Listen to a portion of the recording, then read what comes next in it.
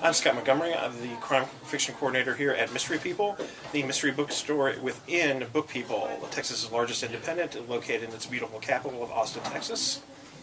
And I'm Chris Maddox. I'm Scott's little worker bee, helping him sling those mystery books, talking to people, getting the word out about what's good in crime fiction. I like to think of you as my goon, actually. But anyway, our book that's our pick of the month for December is a book that's been out a while that both of us have read and really enjoyed. It's Books to Die For. It's a great gift this year if you have a mystery fan.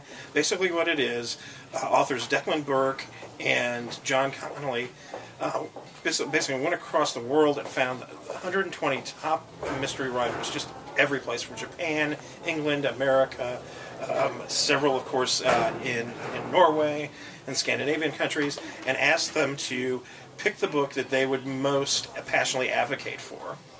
Yeah, and the really great thing about Books to Die For is that it functions as sort of this history of crime fiction. So you're going to find out about a bunch of books that you've never heard of before from authors that you've never heard of before, and you're going to get sort of the authors that are writing these essays, you get sort of their take on these books, how it inspires them. It's a really interesting look at sort of, I guess, crime fiction as it functions as sort of this global family. How all these authors are reading each other and taking things from each other and sort of keeping these traditions alive as we see crime fiction today. And if you've got someone in your family who likes any of the authors in this book, this is a really fantastic gift because it just will give them sort of this wealth of knowledge that they might not have had before. And even if they did know a lot of this stuff before, it's still really interesting to hear these authors, read them talking about why they like these books, what they get out of them. And you also find other books that they themselves might want to get later on. I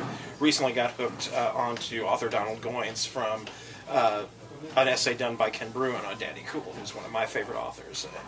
And Joe Nesbo writes about one of your favorites. Yeah, Joe Nesbo writes about one of my favorite authors, Jim Thompson, but he writes about Pop 1280, which is not the most popular Jim Thompson book. You think The Killer Inside Me when you think Jim Thompson, and it's really interesting to see my current favorite crime fiction writer talking about my sort of past favorite crime fiction writer in a way that I wasn't expecting. It's very interesting to see how he was influenced by Jim Thompson, and even to admit that some of Jim Thompson's later work just wasn't that great. Really sort of interesting to read that. Mm-hmm. And one of my favorites is actually, there's a thing with Joseph Lombard talking about how In Cold Blood was very influential to him and how he met Truman Capote and how his wife kind of passed out in Truman Capote's bed at their Malibu place. So you get also wonderful anecdotes, also wonderful histories. Megan Abbott's take on In a Lonely Place says a lot about the post-war era fiction. So there's so many different ways to read it and just so many ways to enjoy it. And like I said, it's a great gift idea for a friend who's a mystery fan or for yourself. So once again, it's Books to Die For, edited by Declan Burke and John Connolly. Pick it up at Book People.